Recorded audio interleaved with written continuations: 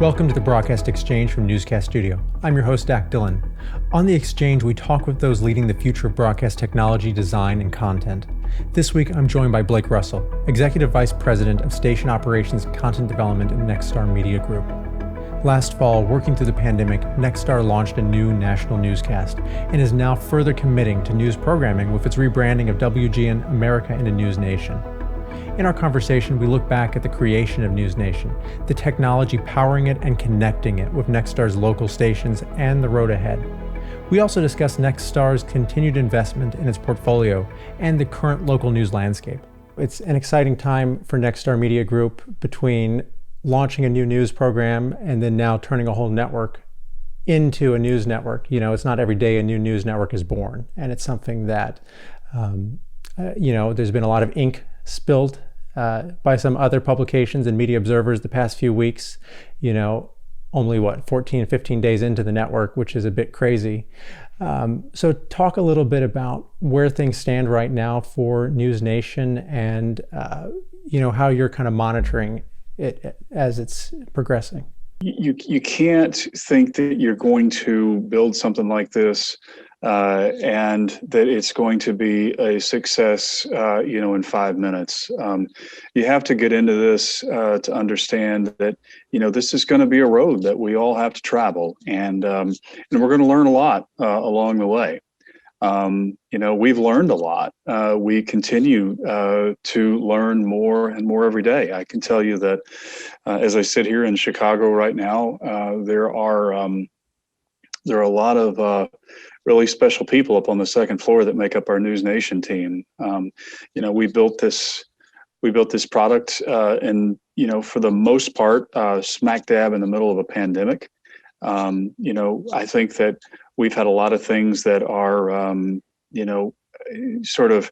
we've had a lot of things working with us, and I think we've had a lot of things working against us. And I think in the working against us category, I think that, a lot of people can say that this is a crowded field. I think that a lot of people really, there's a lot of argument out there these days. Are you left or are you right?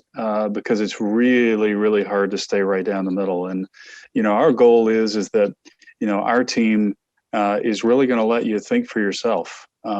We may have guests on that think hard right or hard left or right down the middle, and we'll try to balance that out between an opinion on the left or an opinion on the right. Sometimes you can't necessarily have the opposing, I'll use the term opposing opinion on all the time. But the one thing that you're not going to see from us is that our talent is going to stay down the middle. And a lot of talent that's out there, you pretty much where they stand, and that's not necessarily the way that it used to be. And so we believe that from our perspective with NewsNation, that our talent needs to be able to stay right in the middle, and we're going to let you decide. This is a newscast that we started off with 3 hours. We just launched an additional 2 hours. We're on now from what would be 5 p.m. to 10 p.m. We added the Donlin Report. We added Banfield. And boy, I can tell you, from the standpoint of, how we put those shows together, it's interesting, from a technology perspective, how we ended up doing that, even going back, many months to, I think it was January the 8th of 2020 when we met here in Chicago, and I brought in about 45 different people who were going to be principals from the vendor community, and they were going to help us build this thing. And we launched on September the 1st. And when you think about that, when you think about launching something like that, a primetime newscast, and you put all of that together that quickly, it's quite a feat. And I like to say that a lot of other news outlets like CNN was built from the inside out. They had to build their core infrastructure and then expand from that. Whereas NewsNation was kind of built from the outside in. You had a lot of resources, a lot of infrastructure with, many, many newsrooms across the United States. And you had, whether it's 10 or 12 helicopters and 100 satellite trucks and 350 microwave trucks and gosh knows how many TVU, DeGero, and LiveView packs from a bonded cellular perspective already at your disposal. So you kind of have that on the outside, and then you kind of build this interior piece that communicates very, very well with that outside mechanism. And for the most part, it really hasn't been done before. And we look forward to taking the wins, and we look forward to recognizing the bumps in the road. But we're committed, and this is where we're at, and this is something that I'm sure that when Ted Turner stood on the podium and he was launching CNN, you didn't know what it would be a year from then, or 2 years, or 3 years, and we'll look at this thing in 3 years, and hopefully we'll be able to say the same thing. But we're kind of on the beginning of something that I really consider to be really unique and really special. Now, in terms of metrics, you and I both know that Nielsen is one metric, and that at the end of the day, it probably isn't even the right metric anymore for a lot of this industry. What metrics are you, as someone from that content side, really watching to see what are those wins? Part of the challenge, I think, with NewsNation is that, we launched it on top of WGN America. Mm-hmm. WGN America has had pretty good penetration, from the MVPD or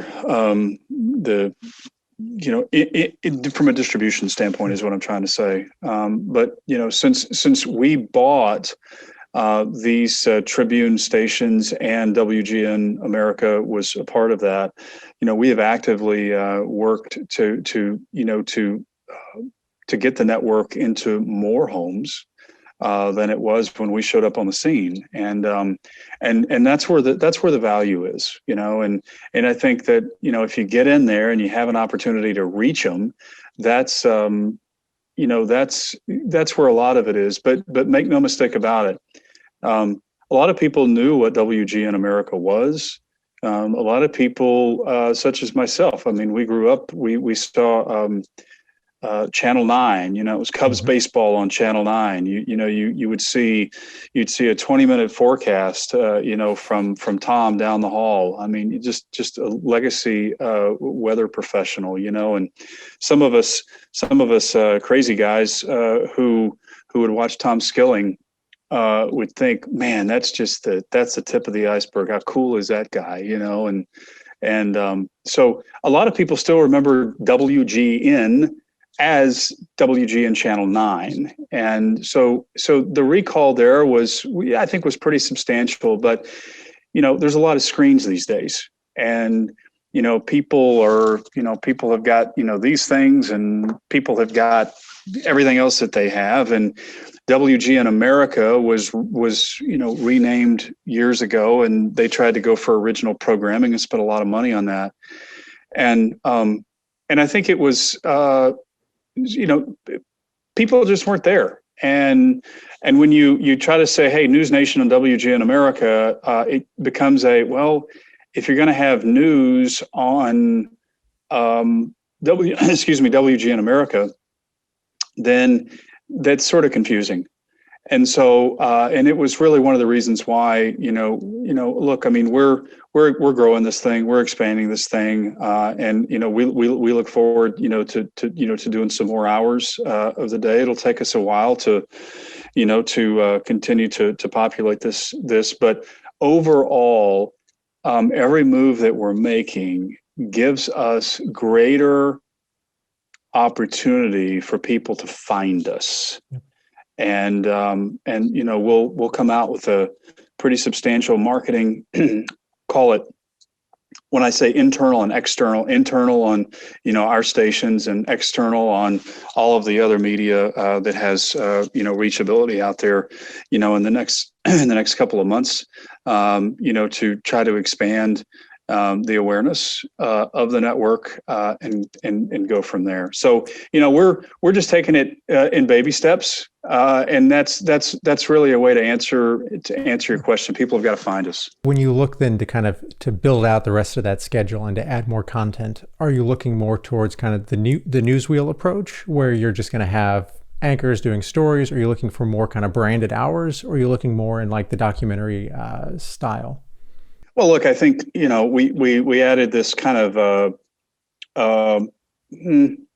a feature of the day with Donlin, and then it was built on the premise of Larry King Live with Banfield, to be able to bring a guest in and have that one-to-one discussion. And so when I say the term, there's some talkers out there. There's some. What we do next, I think it'll be a combination, anything and everything that you just said. The truth of the matter is that, what we're not going to do, we're not going to sit here and, run lower thirds and run packages and OTSs and full screens and try to be just, news 24/7. Where everything is breaking news. Yeah, because needless to say, without the Fox News, everything is breaking news at this point, but the truth is that, it's like any other network. You've got to have shows that people tune in for, and shows that people tune out for. Mm-hmm. Some people will like some and some not the others. But if you had the same thing all the time, then you certainly don't have anything unique. And I think that where we stand at this point is just trying to come up with that right balance of programming this thing the right way. Part of that programming is probably going to be relying on your nearly 200 local stations in the Nexstar portfolio. Part of this move and this integration was, the updates at the Tribune and kind of making that all together in sync. Can you talk a little bit about that process, how you brought those stations fully into Nexstar, and then maybe where this is all going to lead to from, that side of things? Over the years, we had the small ownership groups that we would acquire. We had the onesies out there, and then you get into, we acquired Media General, sold off some of those properties. We acquired Tribune. We did the same thing. We had to divest, some of those. We've been very actively,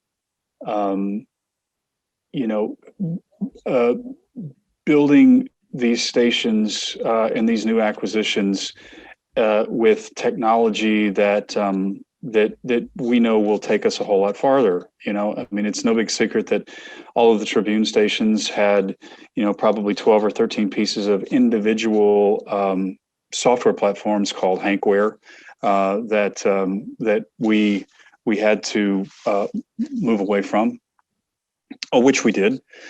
And especially on the news side, we're still in the process of migrating away from that on the master control side. But what we ended up doing was, we said, listen, everybody's heard of the whole, EMPS, centralized server. Everybody communicates. It's good technology, but it's not new technology. And so being able to have stations communicate,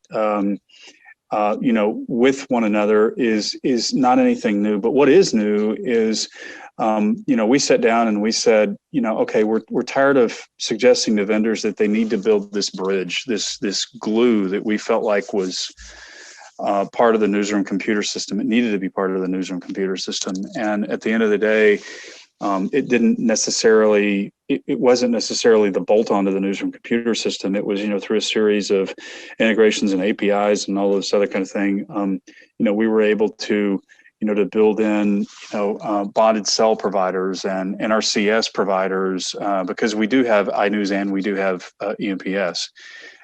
We do have Avid and we do have Bit Central, And so, we met with these groups and we said, okay, we're going to create this centralized platform to where it's sort of a communication tool that anybody can log on and figure out what's going on, or if they want to create a custom tab to be able to, to track specific things like, Super Bowl reports or things that we might be special projects and things like that we might be working on. So I sort of refer to it as the backbone of NewsNation. NewsNation was built on sort of a communication platform of Microsoft Teams. There's not a telephone at any of the desks upstairs. You jump on Teams, you get on your headset, and you do what you want to do. They have 40-inch curved monitors upstairs and that was by design so that I didn't put two monitors side by side, and you had this big, black line going between them. So, and all of our in-house cable distribution is all IP at this point. So if somebody needed to watch something on any channel that we have that we internally distribute, you can literally just pull that up in front of you on your monitor, and you put your headsets on, and you can listen. And at the same time, any one of the desks upstairs, you can full craft edit from.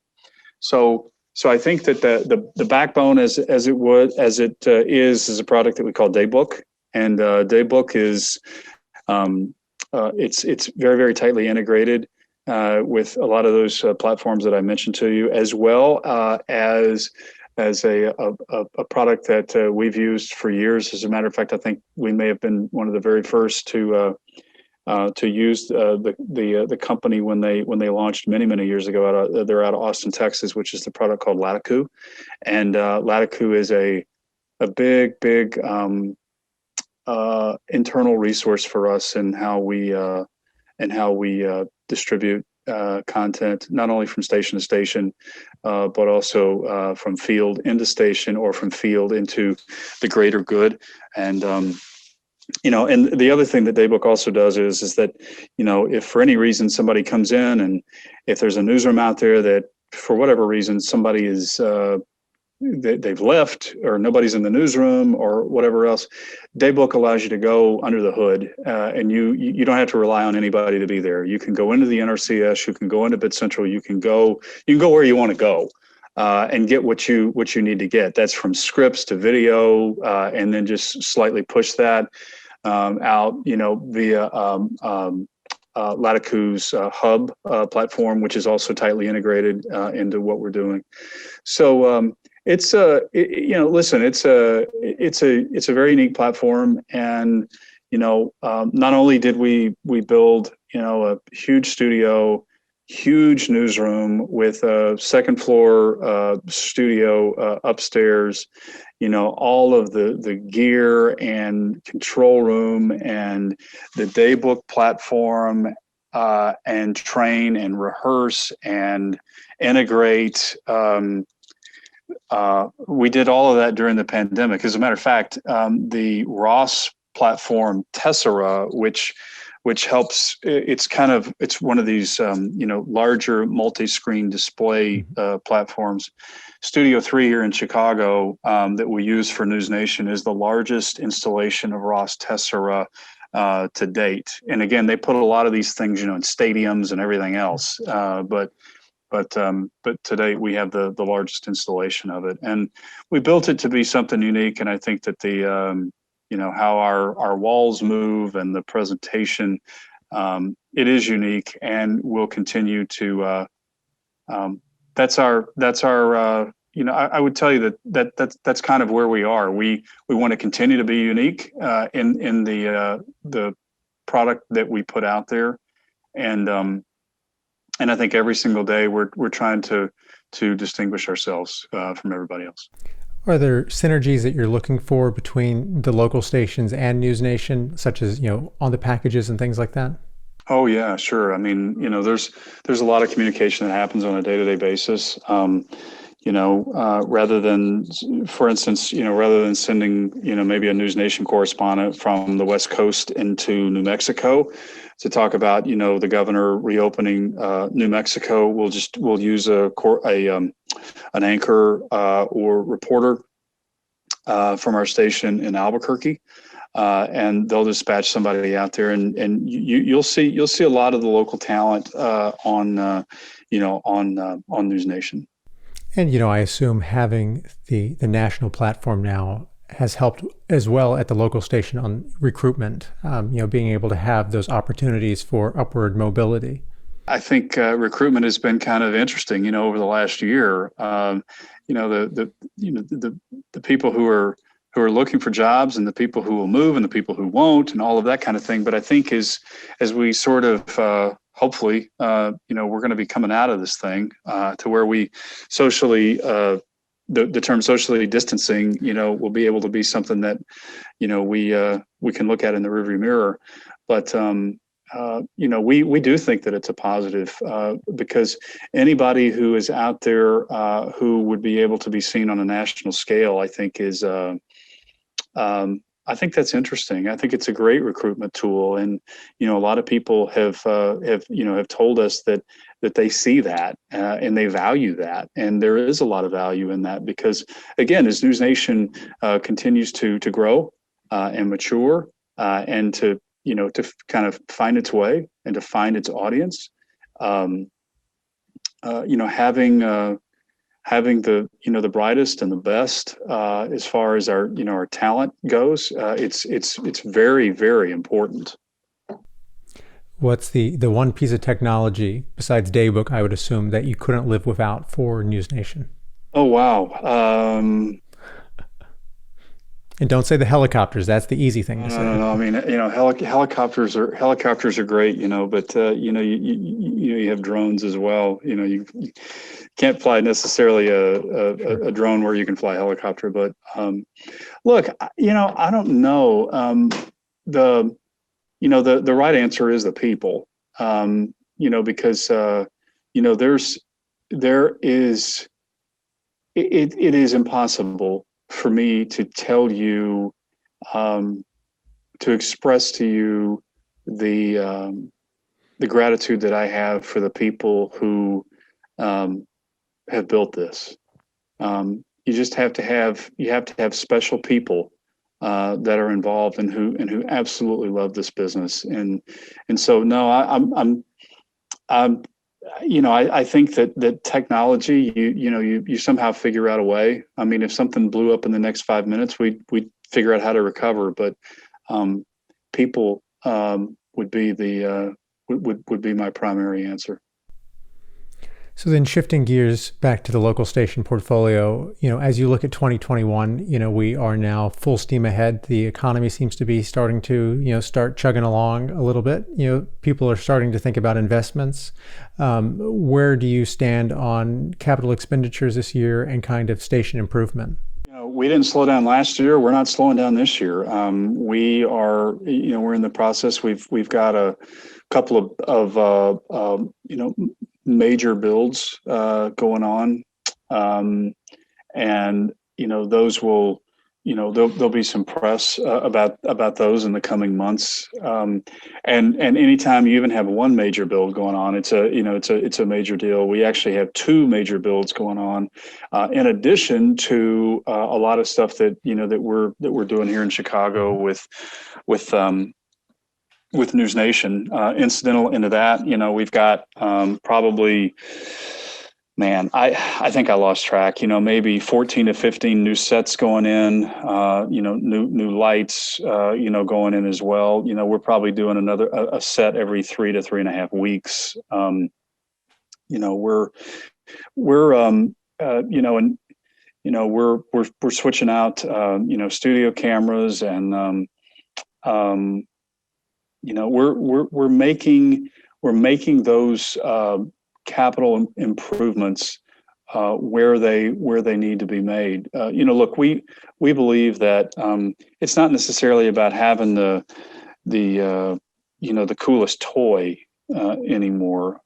It's really about what you do with it, and trying to kind of cut through all of the cool widgets out there to figure out, is this something that we can, is this something that we can support long term? As opposed to, I made the comment the other day, it's kind of like that toy you get at Christmas. 61 days later, including the day of Christmas, you put it aside because it's not cool anymore. So I think that any investment that we make is, we try to look at it as, making the right investment. I think that, moving away from fluorescent lights in studios. It is a multi-year project, and it's kind of one of those that I really don't think that there's ever going to be an end to it, because I think those lights just keep multiplying themselves out there. But it's those types of things. Anywhere from we're doing a new transmitter project here in Chicago, a couple $1 million for that. But it's not something that we just say, hey, send in your stuff and you'll get X $1,000 and however far down on the page that we get, and when we total X $1,000, that's what you get. We really scrutinize every single line item that's sent in and try to figure out, is there have we got equipment that is end of life? If it dies, do we have a problem? Are we buying something that is kind of that cool toy, if you will? We bought some augmented reality stuff from the weather company for WREG in Memphis. Powerhouse television station. We have done so much there. And as a matter of fact, I should have said 2.5 building projects, because we started that one last year. It continues. We built a brand new studio for those guys, brand new control room, brand new newsroom. Hopefully should be turned over to the local folks at the end of April to start integrating. But just a wonderful CBS television station in Memphis, and they needed it, so we went in and we're trying to make the right investments where the investments are needed, and where we create an excellent opportunity for, you mentioned recruitment earlier, where we invest in that local property, and when people come in for job interviews, they can say, hey, this is a place I really want to work. What do you think it says about the industry and your company specifically that Nexstar is investing so much in local news when other large ownership groups are trying to cost optimize and synergize as much as possible and basically lowest common denominator it? Local is what brought us. I put so much credit over to our leadership team on the corporate side, and obviously to the gentleman who started the company, my direct boss Perry Sook, who was just a visionary to where we are today. And I think that if we ever try to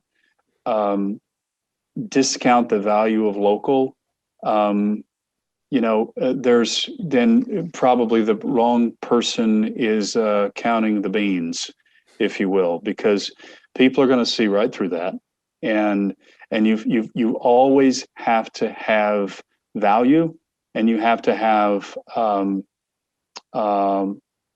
recall to anybody that's living local, if you will. So I think that the continued investment, not only just from a capital perspective, but from what we're doing, when you think about, in the state of Tennessee, we've got 4 markets out of a Memphis, Jackson, Knoxville, Nashville, and Tri-Cities. That's really 5. So we'll almost call that 5 out of a state that really has 6. We don't have a presence in in Chattanooga at this point. But when you think about what can happen with a footprint like that, and how you can have state capital news, and how you can have really regional news that can be shared across those television stations, it's really something special.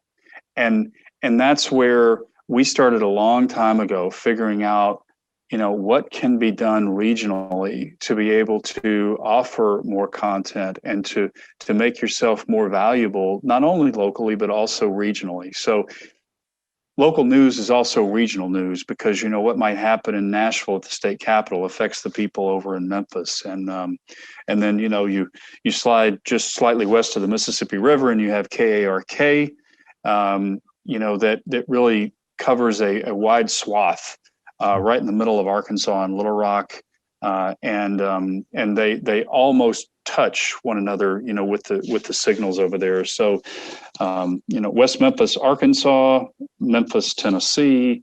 There's just a lot of things that that people in that Memphis area are also concerned with what is going on with the state capitol in Arkansas. So the opportunity to be able to realize that and to maximize on that, and not only to mention just the presence that we've established in our nation's capital in Washington, D.C. with that bureau is just second to none at this point.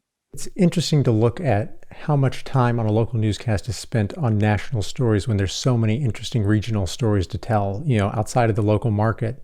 And as newspapers continue to disappear and go, disappear, it's interesting that void of regional news that is created and how local stations could maybe fill that.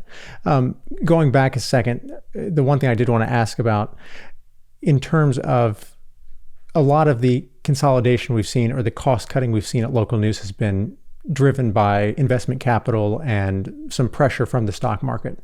Do you all have any concerns about that side of the business? I mean, always. We're a publicly traded company. The one thing that that we're very, very proud about is that there were staff reductions that were taken in a lot of companies last year. We didn't. We were able to, and that's by great management leadership. That's it. And so we're still very, very proud of that. Even to this date, we have not, we haven't cut any staff, and which is something that. And again, it's a testament, to the leadership that we have. We're always concerned with that. But as long as our story is our story, and our numbers are where they need to be, I think that those individuals that you speak of, I think that they'll see us very favorably. So to wrap up, what are the 2 or 3 trends you're going to be watching for this year? I wonder. As I mentioned earlier about social distancing being part of our distant past, hopefully, and we all look forward to that day. Will Zoom be something that is as widely accepted in the living room as it is now? It sure is easy to be able to schedule a guest and they just hit a little button here, and all of a sudden, like you and I are doing right now. It really forced that technology. And by the way, it's amazing technology. It's fantastic. I still think it'll have a place, but I also think that it has an acceptance factor now because of the fact that people understand that that's the way that it needs to be. And I wonder, we just had a meeting in this very room about an hour and a half ago, and we were talking about how on one of our shows that we will get to the point where we're going to have to get back into that full resolution television, output, and that, Zoom will become kind of a less and less piece. I think Zoom has its place to be able to get stuff fast. But if you really want to sit there for an extended period of time, I think you want some really good color and some really good clarity and some really good audio. And so I think that, so first off, it'll be interesting to see where that goes, as we move forward. And also too, really kind of see where the landscape of cable news is going to take us. I think, we're in this thing with eyes wide open, and we're unique, and I really don't necessarily think that,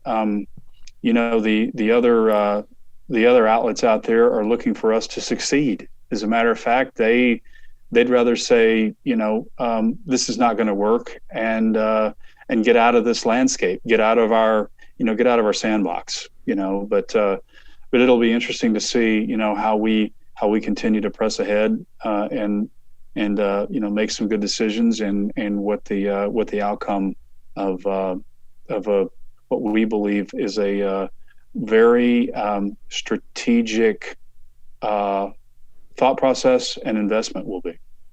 Yeah, I mean, it's a post-election year, so all of the established cable networks always are shedding viewers, and there's always this migration we see around. So it'll be interesting to see kind of, once the cards are shuffled, where they land.